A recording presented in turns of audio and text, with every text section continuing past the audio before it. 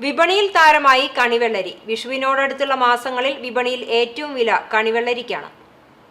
അടുക്കളയിലെ പ്രധാനി വിഷുദിനത്തിൽ കണിയിലെ പ്രധാനിയാകുന്നു. മറ്റു വെള്ളരിയിൽ നിന്നും വ്യത്യസ്തമായുള്ള സ്വർണ്ണ നിറമാണ് കണിവെള്ളരിയുടെ മുഖ്യ ആകർഷണം.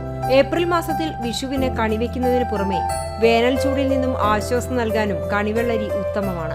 ഫെബ്രുവരി മാർച്ച് മാസങ്ങളാണ് വെള്ളരിയുടെ കൃഷിക്കാലം. കൊയ്ത്തൊഴിഞ്ഞ നെൽപ്പാടങ്ങളും പുഴയോരത്തെ പാടങ്ങളുമാണ് വെള്ളരി കൃഷിക്ക് ഉത്തമം.